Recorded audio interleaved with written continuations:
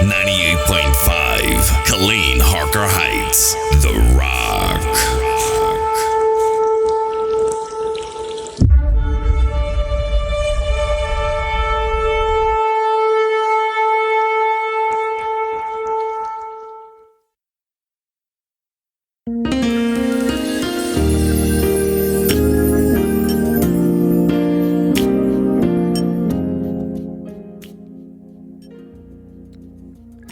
Hey, good evening and welcome to Prayer 101. I am Pastor Michaela Cade of Kingdom Center International, and I am super excited to be with you on this Tuesday evening to talk about the most important conversation that you will have every day, the one that you have with the Creator of heaven and earth, right? So prayer is something that we often talk about. And, I'm here week in and week out, and I'm talking about, how to improve your prayer life. Here's some things you need to consider. Tonight, I really want to talk about praying through the struggle. The reality of life, beloved, is that everybody experiences some form of struggle at some particular point in life. And I know that we'd like to all, say that life is always rainbows, butterflies, and gumdrops being thrown at your feet. But the reality is that we face struggle. One of the things that I've come to understand in my walk with Christ is that struggle, when it shows up in your life, is really an opportunity for you to obey God. And I think if you consider that there is a struggle that's going on, but here I have an opportunity to do something to obey God, because sometimes we feel frustrated. We think, well, I don't know what to do here. And, we might whine or cry or complain or do any of those very natural things. But the reality is sometimes you just have to say, okay, what opportunity do I have in the midst of this to obey God? Not what opportunity do I have to ask him for something else to alleviate my pain, but what opportunity do I have here to obey him? And I think that at the end of this talk, where I'm going to actually anchor you in the book of Matthew, and we're really going to focus on Jesus's prayer in the Garden of Gethsemane. So you can see that this is really tied to this being Holy Week, and I know that most believers are, ending Lenten season and getting into, Holy Week and really beginning to look at the Resurrection Sunday, which is just on the horizon. And I know everybody has big plans for, Resurrection Sunday or Easter Sunday, and so I thought it quite interesting that we would be led to look at how Christ prayed in the Garden of Gethsemane as a means to understand how we should be able to pray through struggles in our lives. One of the things, though, that you have to do, beloved, is you've got to be able to be honest. You've got to be able to declare that, you know what? Hey, I may not be struggling everywhere, but somewhere there is a need or there is a place for me to obey God at another level. And so as we begin to look at that, I want to again draw your attention to Matthew, the 26th chapter. I'm actually tonight going to read about 10 scriptures just because I need us to be settled there. And then we're going to continue into, praying through the struggle. So Verse 36 says, Then cometh Jesus with them unto a place called Gethsemane, and saith unto the disciples, Sit ye here, while I go and pray yonder. And he took with him Peter and the two sons of Zebedee, and began to be sorrowful and very heavy. Then saith he unto them, My soul is exceeding sorrowful, even unto death. Tarry ye here, and watch with me. And he went a little farther, and fell on his face, and prayed, saying, O my Father, if it be possible, let this cup pass from me. Nevertheless, not as I will, but as thou wilt. And he cometh unto the disciples, and findeth them asleep, and saith unto Peter, What, could ye not watch with me 1 hour? Watch and pray, that ye enter not into temptation. The spirit indeed is willing, but the flesh is weak. He went away again the second time and prayed, saying, O my Father, if this cup may not pass away from me, except I drink it, thy will be done. And he came and found them asleep again, for their eyes were heavy. And he left them and went away again and prayed the third time, saying the same words. Then cometh he to his disciples and saith unto them, Sleep on now and take your rest. Behold, the hour is at hand that the Son of Man is betrayed into the hands of sinners. Rise, let us be going. Behold, he is at hand that does betray me. So this particular passage really gives us, it really tells us about, when Jesus went to the Garden of Gethsemane, we know it to be the place of the olive press. We understand, we've heard songs about it and read scriptures about the olive being pressed and the olive oil running out of it. And, unless the olive is crushed, you can't get the oil or the anointing out of it. And so there is a lot of symbolism here, and there is a lot that we can understand about a multitude of topics. But again, I want to focus you in on praying through the struggle, because here we find Jesus, who is the quintessential example to us how to live a life walking the earth completely submitted to God while we are experiencing our humanity. I'm going to say that again, that Jesus Christ is the quintessential, the perfect example. He is the absolute example of how we are to live in the earth, submitted to God, surrendered to God, all about the Father's business while we are experiencing this life, this human life. All right. And so it's an amazing thing. While we are experiencing humanity, we should be tied to the Spirit of God, the one who knows everything, who sets everything in motion, who has all things. Nothing happens without his knowledge. And Christ gives us that example. But he gives us the example of times of difficulty. Now, I want to be clear here. I'm not talking about times of difficulty when, you've made a poor decision. That's a different type of prayer, because we often make poor decisions and find ourselves in difficult situations. And we have to recognize that we must, again, even in that situation, put ourselves into the hands of the Lord. But when we are looking at this example right here in the Garden of Gethsemane, where we find Jesus, the Son of God, the only begotten there, who was created, who was begotten of God, who existed, came to earth in the flesh simply to die for us, that he might be the sacrifice that covers our sins. When we're looking at this, we find that Jesus was on course to do the very thing that he came to do. So we could really translate that up into saying that Jesus was all about his purpose. He knew what his purpose was. He was walking in his purpose. He was fulfilling the will of the Father, walking according to the plan. He was following instructions, healing the sick, raising the dead, training the disciples, standing against the Pharisees and the Sadducees, and doing all kinds of things. So he was right smack dab in the middle of doing what the Father wanted him to do.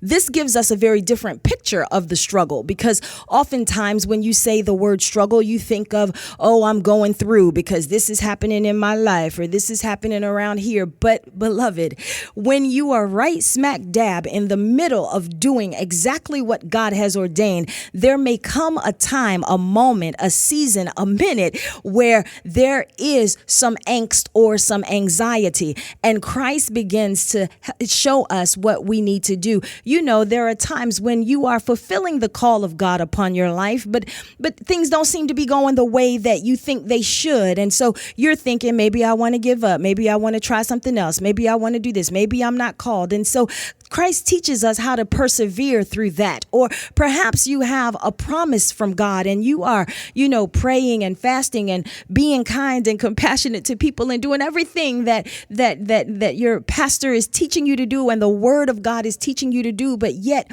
you're still not experiencing everything that you think. And so things seem to be a little difficult.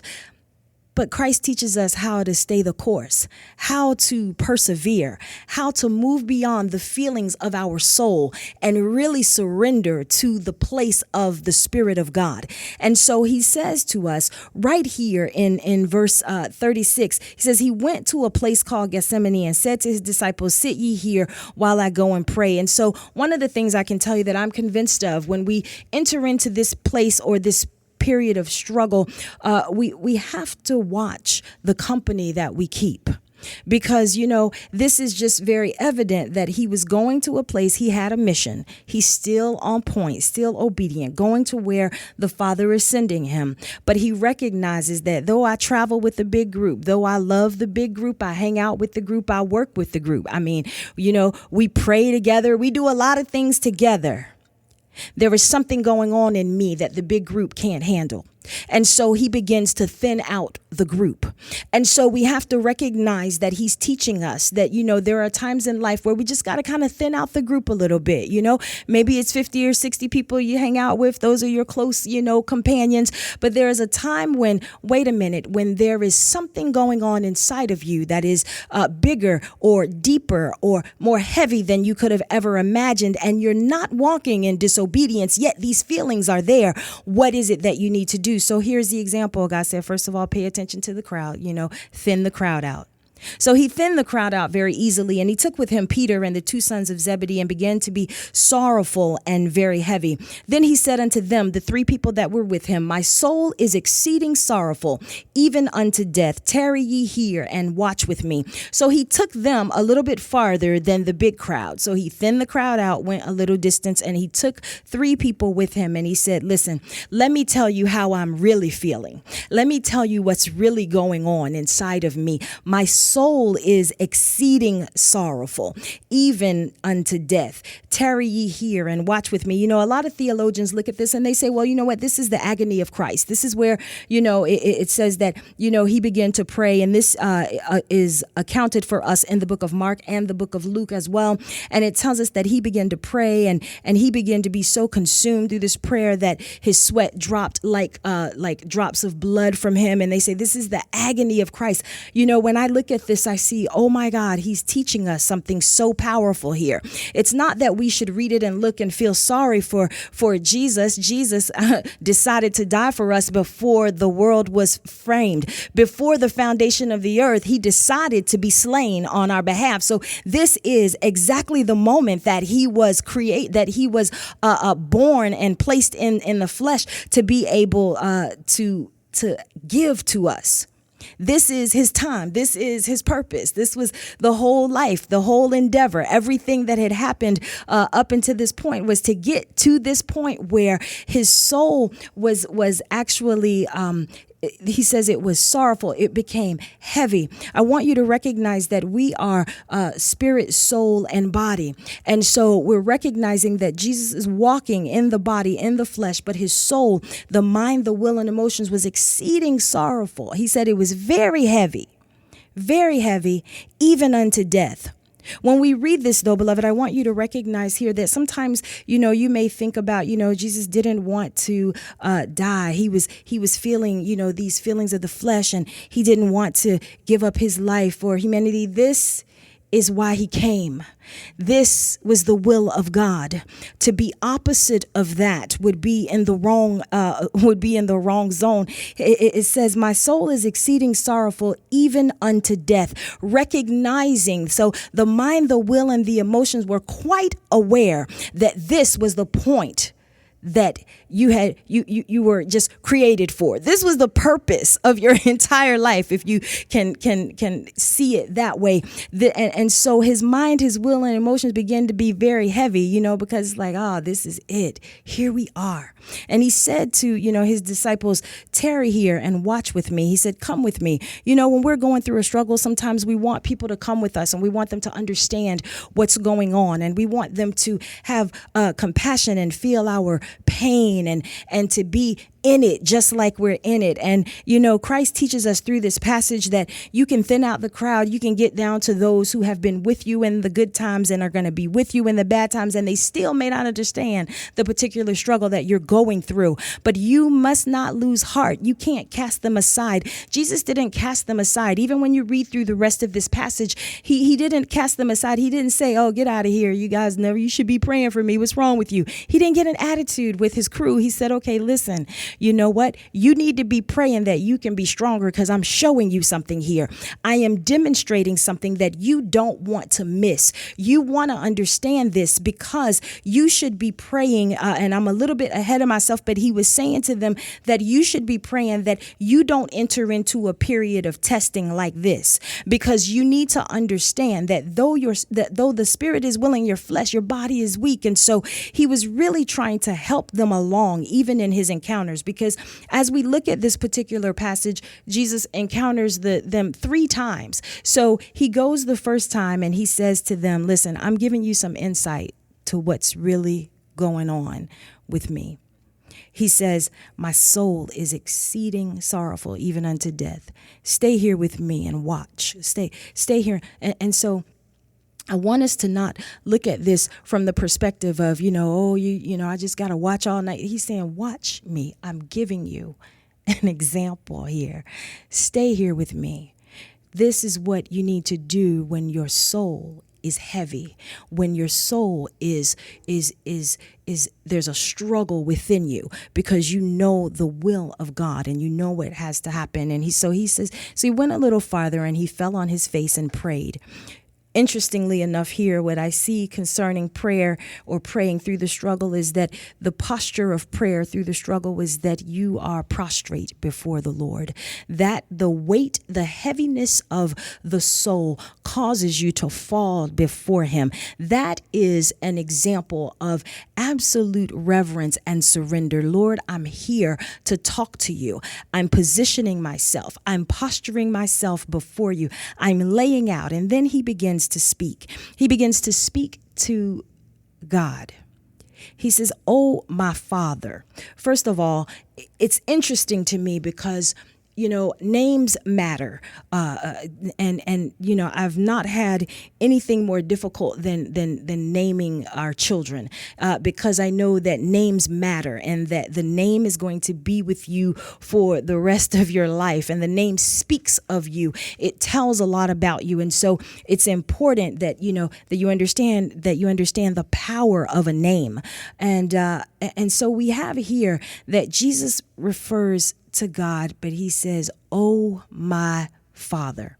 When I looked at that, I started to think, how do we come to God when we are going through a struggle? How are we referring to him? Are we coming to him with an eye that he is our Father? Because if you understand that he is your Father, you will automatically understand that fathers listen to their children. Fathers respond to their children. Fathers have compassion towards their children. Fathers want to help their children. And so how he begins to address God, he didn't say, oh, holy God, I know it's thou. He said, Father.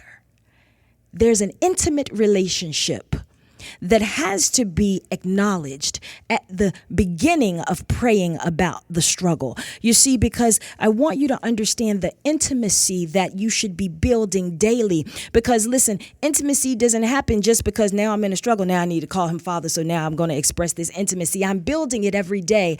I'm praying every day. I'm obeying every day. I'm submitting every day. I'm surrendering every day. I'm honoring the word every day. And out of that comes a closeness to God that gives me an intimate way to call him. I cry out, Abba. And when I cry out, Father, he hears me. But not only does he hear me, in my mind, in my life, in my experience, there is an expectation that rises up within me. I told you words matter and names matter. And when you call someone, Father, that again, I say fathers take care of their children. They do things for their children. It's quite... I was going to say inconceivable sometimes that the children would take care of the father. Usually the father takes care of the child, right? And so we find here that he says, "Oh, my Father, if it be possible, let this cup pass from me. Nevertheless, not as I will, but as thou wilt." Interestingly enough for me, when I see this, and again, I do hear a lot of interpretations of this and a lot of different understandings of it. And, people say, well, he was struggling. He didn't want to, go to the cross. I was like, I don't understand, because that was the whole purpose of being born of a virgin and coming to save the world and to reconcile us back to God and to do all of these things. And he declared that he would die before the foundation of the earth. And he said that this was what he had in mind to do because it was from the heart of God. And so some of that makes me just go, well, wait a minute, maybe we need to look a little deeper at this. Maybe we need to understand what he's really trying to teach us, what he's really trying to show us, because again, God wants to give us the way to victory, to the way to walk in triumph, that we not be overtaken, that when we feel the sorrow or the heaviness of our soul, the heaviness that comes upon our mind, our will, and our emotions, that we recognize that, number one, we have to steal away to prayer. And when we steal away to prayer, when we go to that sacred space to begin to pray, we must understand that the whole encounter is founded on the intimacy that we have with him, because it is that intimacy, not familiarity, but the closeness that we have with him, that really gets us into the throne room to obtain grace and to obtain help in time of need. And so we find that Jesus again says, "Oh, my Father, if it be possible, let this cup pass from me. Nevertheless, not as I will." I don't want you to look at this particular passage as like, when the man came to Jesus and said, "Jesus, can you heal my son?" And Jesus said, "Well, if you believe." And he said, "Well, Lord, I believe, help thou my unbelief." This was not a statement of doubt. This was a statement of certainty of the will of God, and so, "Oh, my Father, if it be possible, let this cup pass from me." If it be possible, I kept getting stuck on that. And you know what I saw is that it's about, well, what is the possibility? What was supposed to be the outcome of this particular design or this particular plan of God? The plan of God was that there must be a perfect sacrifice, that blood must be shed for the remission of sin, to reconcile man back to God. It must happen that way. And so if it be possible, again, my mind starts to think, well, what are the possibilities? Well, you know what? If it be possible that man can be redeemed, if it be possible that you could be glorified, if it be possible, when you start thinking of all of these ifs, when God has already said the only way this can be satisfied is through the sacrifice, the perfect sacrifice of Jesus. This is it. It was what's required. So he wasn't saying that from a position of doubt. He was speaking from a position of, you know what? There's probably no other way. He says, there is no other way. Let this cup pass from me. Nevertheless, not as I will, but as thou wilt. Want to go back and talk to you a little bit. I know I'm like on verse 3, but I want to talk to you a little bit about the cup, because when he mentions the cup and he references the cup several times, when again, I kind of see visually things that to help me understand. When I think about a cup, I'm a big fan of tea. I love great, amazing tea. And so teacups. So when I think about cups and I think about tea in a cup, I think that there is a limit to it. There is a limit to what can go into the cup.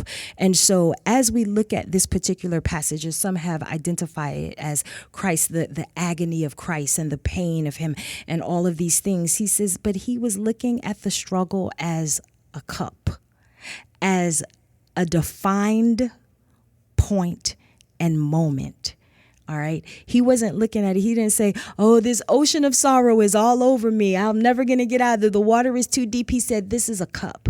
This is simply a cup. It is a defined, contained point in existence that I must be able to drink, because I've got to be able to drink what's in here. You see, I want you to get, every time I think about that, I get all excited. I have to settle myself down, because when we're facing struggle, when our soul is heavy, when our mind and our will and our emotions are all a rage inside of us, and we have to look at it and say, wait a minute, there's only a defined, distinct amount of this that I have to take. And so I must surrender to God and be willing to drink it. I must be willing to experience this so that I can get to the other side. You know, when we're praying through the struggle, we have to recognize again that number one, I've got to take myself to the place of prayer. I've got to thin out the crowd. I've got to come away from the group sometimes,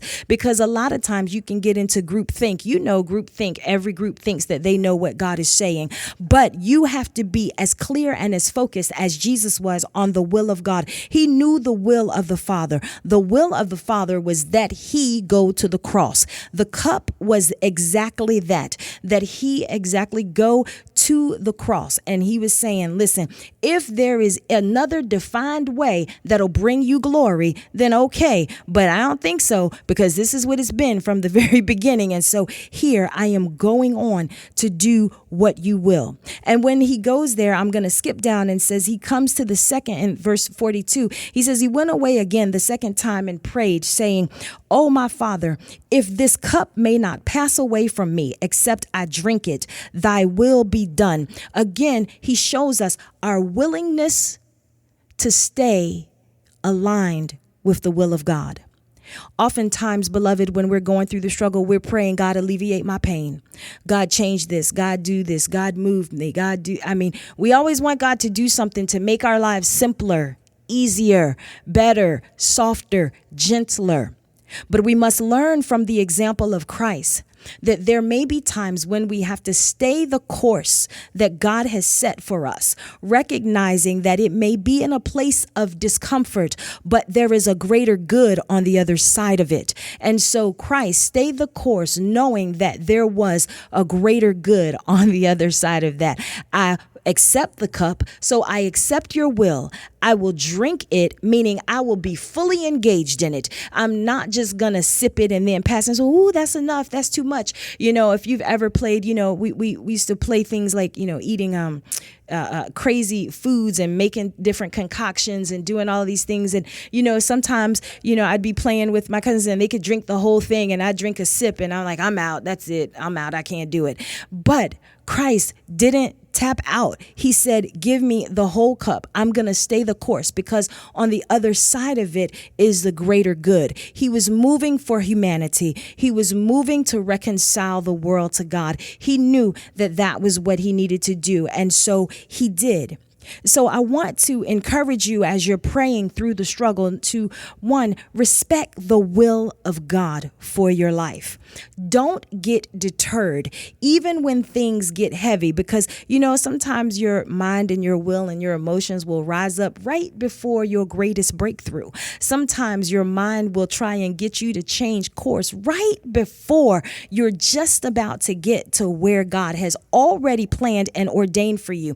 We quote Jeremiah all the time, "For I know the plans that I have for you, thoughts of good and not evil, to bring you, to bless you and bring you to an expected end." We say that all the time, but then we want to give up in the middle of something because it gets a little hot. Sometimes it's a little hot, but God says that he forms us in the furnace of affliction. You need to understand that there is something else tied to what God is asking you to do. So struggle in your life represents an opportunity for you to obey God. You must be laser focused on the will of God, just as Jesus Christ was. He was focused on it.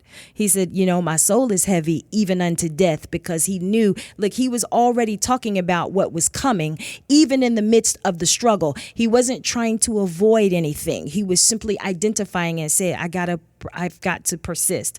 I want to tell you really quickly how he dealt with the disciples, because I thought that this was really, really quite incredible. I said earlier that we must recognize that there are times, when people will go with us, and first of all, everybody can't go where you're going. Everybody doesn't pray the same, and so you can't. Sometimes you gotta go by yourself and get into the presence of God. But then you've also got to recognize that there will be some that will go along with you that still won't understand, and they still won't be able to do what you expect. But as I said earlier, you cannot get an attitude with them and cut them out and cross them off the list and decide, I'm going to unfriend them because they didn't pray all night with me. They were tired. And we must have the same compassion that Jesus had, right? We must recognize. So the first time he went to them and he said, listen, you need to watch and pray, because I'm giving you an example of how to win, how to prevail over every situation. The second time he said,